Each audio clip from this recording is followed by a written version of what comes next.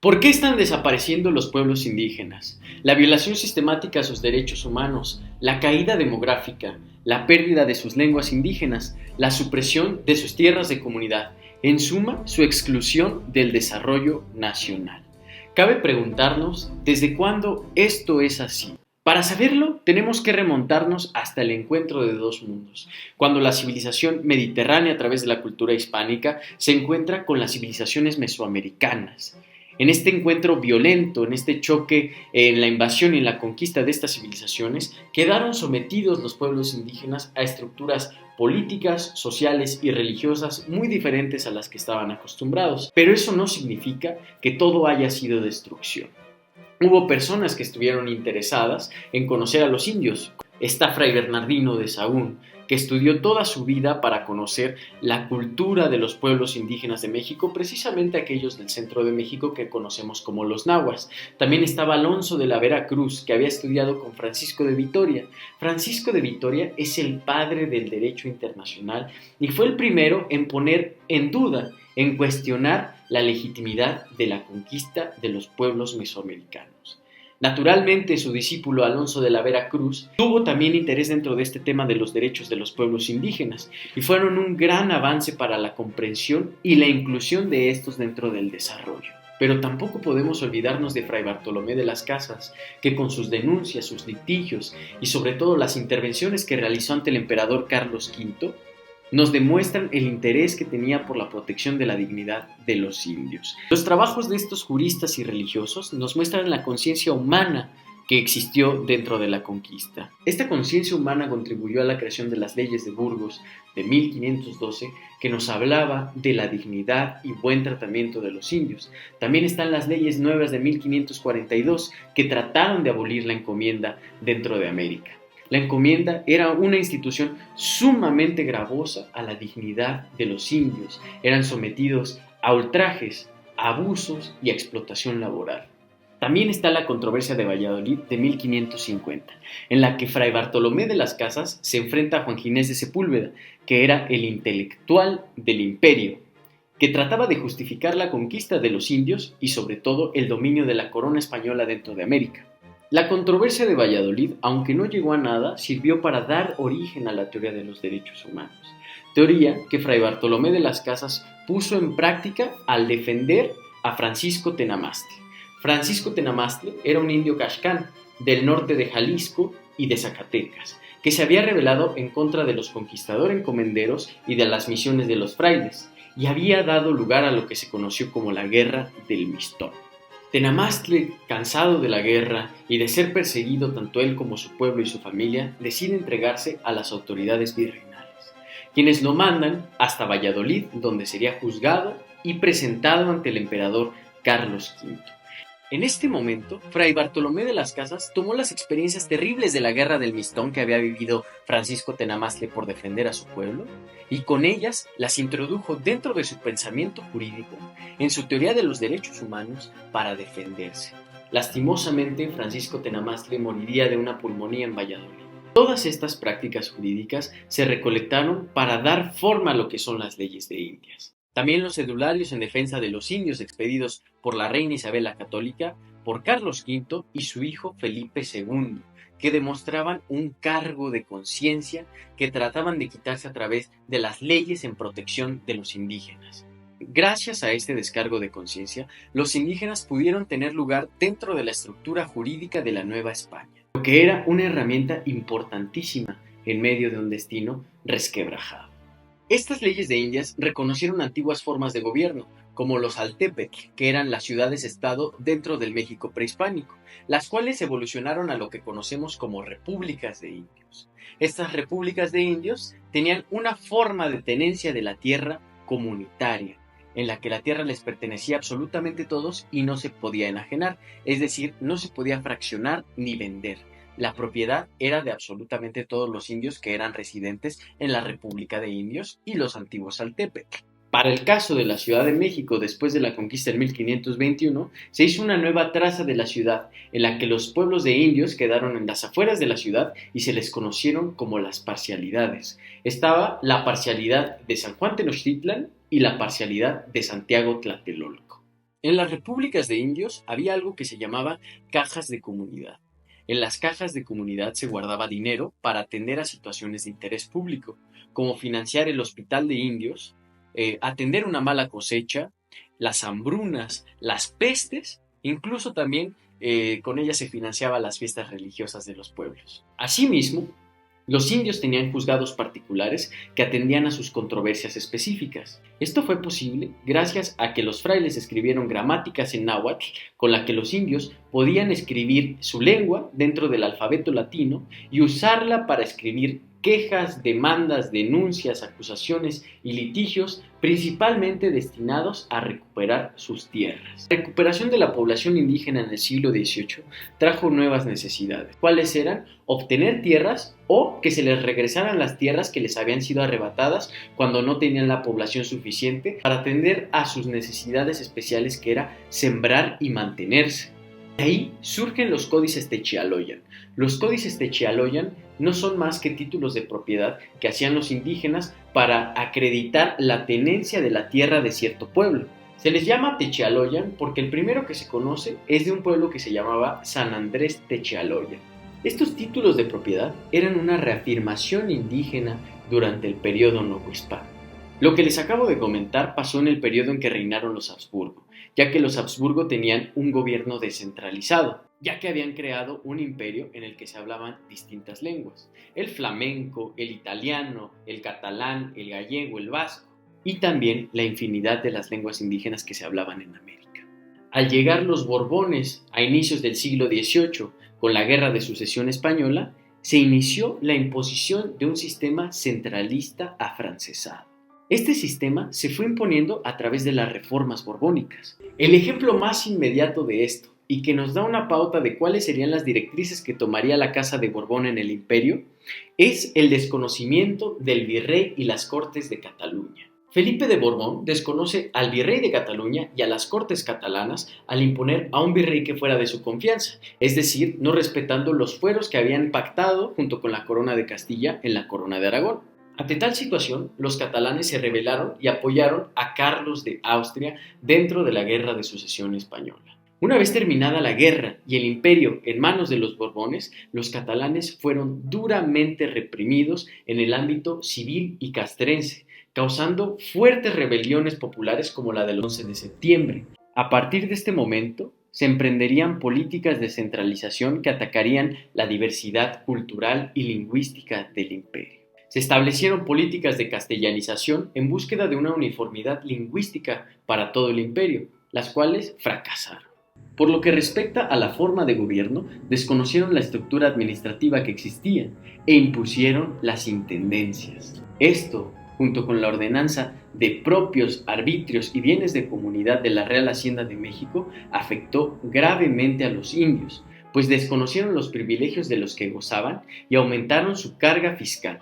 Pero no solo le subieron los impuestos, sino también eliminaron las cajas de comunidad de los indios y naturalmente todas las instituciones que de ella dependían. Tan fuerte fue la carga tributaria para los indios y tanto les afectó la supresión de las cajas de comunidad que los obligaban a endeudarse para pagar. Esto fue llevando a las repúblicas de indios poco a poco a la ruina.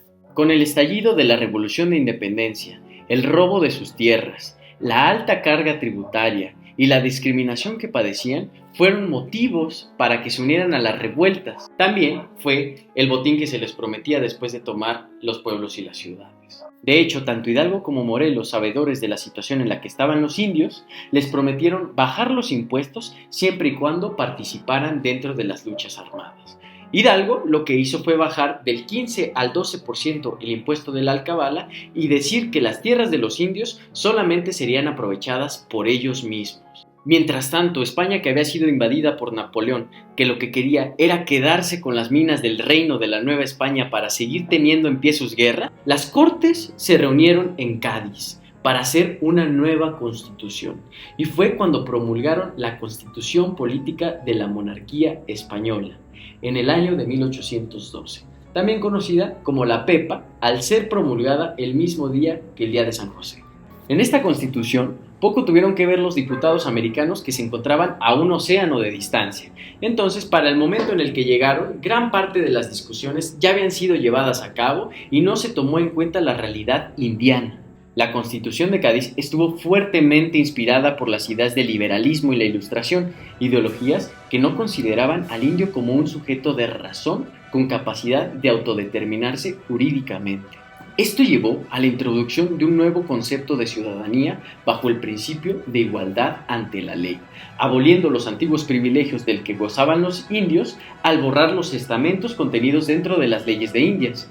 De igual forma, esta constitución estableció una nueva organización para los ayuntamientos, lo que hizo que en el año de 1813 se suprimieran las parcialidades de San Juan Tenochtitlán y Santiago Tlatelolco. Cabe resaltar que en el año de 1808, cuando se supo de la invasión de Napoleón a España, el virrey, la audiencia y el Ayuntamiento de la Ciudad de México tuvieron una gran desconfianza a los gobernadores de las parcialidades por temor a que pudieran reclamar la soberanía del reino de la Nueva España ante la ausencia del soberano. De esta manera, pues no les quedó de otra más que suprimir las parcialidades en el año de 1813. Los derechos de ciudadanía que reconocía la Constitución de Cádiz poco o nada significaron para los indios que no podían acceder al texto constitucional, más de lo que sí se percataban era cómo la Constitución afectaba sus antiguas formas de vida. La Constitución de Apatzingán de Morelos siguió el mismo principio de ciudadanía bajo la igualdad ante la ley. Este mismo camino de la ciudadanía bajo el principio de igualdad ante la ley siguió en nuestra primera Constitución Federal de 1824. ¿Por qué? Porque su mayor artífice, el padre Miguel Ramos Arizpe, había sido diputado constituyente en las Cortes de Cádiz de 1812, y lo que él buscaba era constituir a la nación mexicana como la deseada república de las 13 colonias norteamericanas. Entonces se inspiró en las ideas de la Ilustración y las ideas del liberalismo gaditano en las que había tenido una gran incidencia. Basta revisar un libro de historia de México para darnos cuenta de las consecuencias desastrosas que tuvo la Constitución de 1824. La Guerra de Texas, la independencia de Texas, la invasión norteamericana, la primera invasión francesa. Pero bueno, este nuevo concepto de ciudadanía ante la ley lo que hizo fue traerles una imposibilidad de ejercer los derechos que antes tenían reconocidos los indios en las leyes de Indias, lo que causó una mayor marginación y desigualdad entre ellos, al punto de que su identidad quedó en un grave peligro de desaparecer. Jurídicamente hablando, la condición de indio desapareció, pero el desdén y el maltrato que hacia ellos prevalecía siguió y peor aún se incrementó con la Constitución de 1824. A propósito de esta situación, Carlos María de Bustamante escribió lo siguiente: «Paréceme que oigo un rintintín de que ya no hay indios, de que todos somos mexicanos. Valiente ilusión afemia para remediar males efectivos y graves. Ya no hay indios, pero sí hay las mismas necesidades que aquejaron a los indios. Qué bobería alimentarse con ilusiones y por medio de ellas querer engañar a los pueblos». La independencia de México, lejos de mejorar la situación de los indios, dio entrada a problemas más graves. Don Gonzalo Aguirre Beltrán, en su libro Formas de Gobierno Indígena, relata la siguiente situación. Los indígenas de Tlacotalpan, Veracruz, rechazaron la igualdad que a tan su desagrado se les concedía y solicitaron de la Honorable Diputación se les reintegrara su antigua forma de gobierno contenida en las leyes de Indias. ¿Cuál fue la respuesta de la Honorable Diputación? Con fecha de 21 de agosto de 1824, respondieron que era negativa por lo ilegal e injusto de la petición. Es decir, el concepto de justicia es igual a sea legal o no una disposición, algo que afectó y afectaría en el futuro a los indios. Poco a poco los indios quedaron fuera del marco jurídico y todos los derechos en los que se sustentaba su personalidad jurídica se fueron desvaneciendo, quedando en un grave estado de indefensión jurídica. Y es cuando llegamos al periodo más grave en la historia de los indios: las leyes de reforma. En el año de 1856 se promulgó la Ley de Desamortización de los Bienes de Corporaciones Civiles y Religiosas, también conocida como la Ley Lerdo. ¿Y qué es lo que buscaban las leyes de reforma, entre ellas la ley Lerdo? Pues separar a la iglesia del Estado. Los liberales dijeron, ¿dónde tiene metida la iglesia la mano? En la propiedad comunal. Estos son manos muertas, no hacen la propiedad productiva, no es una propiedad privada que se pueda vender y fraccionar y hacer desarrollo. La fraccionamos, tiramos todo lo que tenga que tener la iglesia ahí y la vendemos al mejor postor. Pero lo mismo pasó con la propiedad comunal de los indios. Creían que estaba en manos muertas, que dicen por ahí pasó a manos muy vivas porque la fraccionaron, se las quitaron y las vendieron al mejor postor. La Constitución de 1857 no hizo más que elevar a rango constitucional la ley Lerdo dentro del artículo 27, dando como resultado que los pueblos indígenas se esfumaran como tal en aras de una pretendida homologación jurídica bajo el principio de igualdad ante la ley y el de propiedad privada. De las leyes de reforma provino el afianzamiento del sistema hacendario y de las tiendas de raya, un rampante capitalismo liberal que caracterizó el porfiriato y fue el periodo en que los indígenas quedaron en calidad de peones encasillados en las haciendas. Terrible. Se pensó que suprimiendo la propiedad comunal se lograría la asimilación de los indios al proyecto de nación liberal, pensando a México como un país de cultura europea. Durante el Segundo Imperio Mexicano, Maximiliano expidió 2 decretos en los que establecía el procedimiento para la dotación y restitución de las tierras de comunidad que les habían sido arrebatadas por las leyes de reforma. Estos decretos, publicados en náhuatl y en español, dejaban ver el conocimiento de los círculos conservadores sobre las molestias que habían generado las leyes de reforma. Al respecto, Miguel León Portilla detalla la ironía de la situación. Juárez, el indio zapoteca, les arrebata a los indígenas este último reducto que era la propiedad comunal y Maximiliano, el príncipe extranjero, se los devuelve. Al respecto de esta misma situación, Gamio escribió sobre Juárez, que aunque por raza pertenecía a la clase indígena, poseía cultura de tipo europeo, y agregó, es grande para el reducido sumando de la población que fue mejorado por sus leyes y disposiciones. Y sigue, ¿pero por qué Juárez es consagrado en toda la República? Pues porque esa minoría de mexicanos tiene y ha tenido siempre voz y voto, en tanto que la mayoría no sabe, no puede o no tiene los medios suficientes para expresar su sentir. En este mismo periodo liberal, las leyes de instrucción públicas promulgadas en el último tercio del siglo XIX fueron encaminadas a hacer la educación pública exclusivamente en lengua castellana. De esta manera fueron borrando poco a poco las lenguas indígenas que ellos consideraban impedían el desarrollo nacional. Justo Sierra, secretario de Instrucción Pública, fue uno de los grandes promotores de estas políticas de castellanización y también gran enemigo de las lenguas indígenas de México. Estos gobiernos liberales hicieron más por el español que los reyes de España. Al estallar la Revolución Mexicana, el zapatismo vino a dar lugar a todas aquellas personas que les habían sido arrebatadas sus tierras por la ley Lerdo y que la Suprema Corte de Justicia de la Nación había permitido ese arrebato. Zapata pedía un reparto de tierras y el regreso de esas tierras que les habían sido robadas a los indígenas, a la vez que pedía la creación de tribunales especiales que conocieran específicamente los temas de la restitución de las tierras, tal como lo habían previsto las leyes de Indias. La insistencia de los zapatistas en la restitución, la dotación de tierras y la creación de tribunales especiales les ganó que no fueran considerados dentro del Congreso de 1916 y naturalmente en la creación de la Constitución de 1917.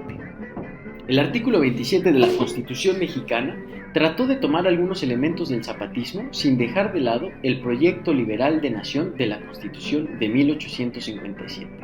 No hay que olvidar que nuestra Constitución, la Constitución de 1917, no es más que una reforma a la Constitución del 57. Así lo dice nuestro mismo texto constitucional. Álvaro Obregón aprovechó parte del artículo 27 constitucional para hacer su ley agraria y hacer uno que otro reparto. Sin embargo, su mismo gobierno fue el que coadyuvó a la desaparición de las lenguas indígenas gracias a José Vasconcelos. José Vasconcelos, en su Historia Breve de México, escribió. ¿Qué se perdió con la conquista? Nada, nada se perdió porque nada era digno de conservarse. Asimismo, hay una anécdota que cuenta Miguel León Portilla en la que hablaban Manuel Gamio y José Vasconcelos. Y le dice, dame dinero para mis indios, te daré para tus tepalcates eso, pero para los indios vivos no. A esos es mejor como los gringos, el rifle. Entonces, todas estas políticas antiindigenistas se llevaron a cabo en la educación pública de México durante el siglo XX, a raíz de la concepción de Vasconcelos. José Vasconcelos también es responsable de lo que llamo el indigenismo oficialista. Tiene sus antecedentes en la independencia de México, ya que necesitaban crear una otredad con España para consumar la independencia. ¿Y cuál era el pretexto perfecto para crear la otredad? El pasado indígena. Es por esto que consumaron la independencia bajo el nombre del Imperio Mexicano, pues lo que trataban de hacer era exaltar el pasado del Imperio Mexicano, el Imperio Azteca, que realmente pues no era imperio, sino la Triple Alianza. Era una especie de restauración del pasado indígena, pero sin los indígenas. Y esto nos consta porque en el año de 1808 se hizo de lado a los gobernadores indígenas de las parcialidades y en el año de 1813 se terminó por hacer de lado definitivamente a los gobernadores al suprimirse las parcialidades de México Tenochtitlán y Santiago Tlatelolco. Este indigenismo oficialista fue aprovechado por el PRI para ganar legitimidad a través de las causas indígenas y está conformada por 3 elementos. El primero es la imagen de Juárez, el segundo es el reparto agrario y el tercero es la educación nacionalista. Juárez es la personificación del oficialismo indigenista en sí. Superficialmente es el orgullo indígena, pero adentro es el liberalismo norteamericano y la ilustración francesa. Algo parecido pasa con la figura de Emiliano Zapata, que fue hecho el mártir de la revolución por los gobiernos post-revolucionarios, pero una vez después de muerto, porque en vida fue el terror, fue el dolor de muelas para los proyectos liberales de nación que no querían reconocer el Plan de Ayala. Su lucha por la dotación y la restitución de las tierras fue magistralmente utilizada por los gobiernos post-revolucionarios, pero precisamente por el gobierno cardenista, que hizo la gran dotación y restitución de tierras a lo largo de todo el país. Tan exitosa fue esta medida que el PRI duró nada menos que 70 años en el poder y regresó una vez después de los 2 sexenios panistas. Por lo que respecta a la educación nacionalista, esta está conformada por los libros de texto gratuito de la SEP y el muralismo mexicano. También podríamos agregar la etapa del cine de oro en México. ¿Por qué el muralismo mexicano? Vasconcelos, sabedor del analfabetismo en México, consideró la imagen una alternativa para la educación escrita. Esto también tiene su sustento en la tradición oral indígena, en la que las imágenes de los códices prehispánicos eran un apoyo para contar y difundir las historias. Debido a ello, el muralismo mexicano fue el medio preciso para difundir la educación nacionalista y el oficialismo indigenista con el grueso de la población. Lo mismo con las megaproducciones del cine de oro que hablaban de reafirmar la mexicanidad. El muralismo mexicano, a la vez que exalta el pasado indígena, tiene una versión por lo hispano. Tan solo hay que ver las obras de los 3 grandes muralistas del siglo XX, Diego Rivera, David Alfaro Siqueiros y José Clemente Orozco. Este muralismo toma elementos del cuadro histórico de la Revolución de Independencia escrita por Carlos María de Bustamante. Esta historia en la que Bustamante tiene un gran rechazo por Hernán Cortés, los tlaxcaltecas y la Malinche y exalta el pasado indígena de Moctezuma y Cuauhtémoc fue escrita para conmover al lector en ese preciso momento, ya que existía el riesgo de que España conquistara el Imperio Mexicano con ayuda de la Santa Alianza. Esta perspectiva del indigenismo oficialista, promovida por el muralismo mexicano, trata de adjudicarle todos los problemas del país a España, incluso los que nacieron dentro del México independiente. Manuel Gamio decía que si todos los problemas de México se debieran a España, habría bastado con la independencia y la revolución para que México fuera un jardín paradisíaco. La versión del indigenismo oficialista lo que hace es desconocer el mestizaje. Y en el momento en el que desconoce el mestizaje, nos hace a los mexicanos no producto de la conquista y del encuentro de dos mundos, sino un sujeto pasivo, un pueblo conquistado. Los libros de la SEP aprovecharon esta situación para hablar indiscriminadamente con el término mexicanos, tanto para los indígenas mexicas como para los ciudadanos mexicanos de hoy en día, generando e incrementando la confusión. A esto se le suma el hecho de que el país toma el nombre de la Ciudad de México y hace que creamos que todos nosotros fuimos conquistados un 13 de agosto de 1521 por Hernán Cortés y sus huestes. A esta misma situación se debe a que los demás estados de la Federación conozcamos a la Ciudad de México como México y no bajo el nombre de la Ciudad de México como siempre nos lo recalcan los capitalinos. La educación nacionalista hace que nos identifiquemos con los antiguos mexicanos, con los mexicas, y despreciemos a Tlaxcala y a la mujer indígena la Malinche. México es el producto del encuentro de dos mundos. Un encuentro que en un inicio fue violento, de invasión, de conquista, de muerte, de explotación, de guerras, de meter a los indígenas de golpe en el sistema feudalista que causó tanta explotación y tanta miseria, pero también fue el intercambio, también fue el mestizaje, fue el aprender el uno del otro, fue la creación de nuevas formas de ver la vida y también el inicio de nuestra teoría de los derechos humanos. Ese es el sustento de nuestras relaciones internacionales con España, la teoría de los derechos humanos. Aquellos grandes académicos, juristas y religiosos que se preocuparon por los indios y su dignidad. Mientras nosotros, los ciudadanos mexicanos, mestizos de españoles, indígenas y africanos, nos quejamos de la conquista, los pueblos indígenas están allá afuera, luchando por su supervivencia, en un país que los discrimina, los aísla y los excluye del desarrollo nacional, desapareciendo día con día, olvidándose de su identidad indígena en aras de su supervivencia material, debido a ese concepto de ciudadanía que tiene su fundamento en la Ilustración y el liberalismo. Solo hay que ver las estadísticas de la población indígena en el país de 1820 hasta la fecha. Para 1820 conformaban el 60% de la población total del país. 100 años más tarde, en 1910, bajó al 30% de la población. En 2010, el censo que hizo el INEGI demuestra que conformaban el 13% de la población total del país. Y para 2022, solamente son 6% del país, menos de la mitad de lo que era 10, 12 años antes. Su baja demográfica actual solamente es comparable con la caída que tuvieron en el siglo XVI y XVII a causa de las pestes y la encomienda. Esta situación naturalmente se refleja en las lenguas indígenas de nuestro país. En el territorio nacional hay aproximadamente 68 lenguas indígenas, de las cuales la mitad está en riesgo de desaparecer dentro de los próximos 50 años. Nos encontramos camino a perder nuestra diversidad cultural. No podemos permitir que los pueblos indígenas de nuestro país desaparezcan.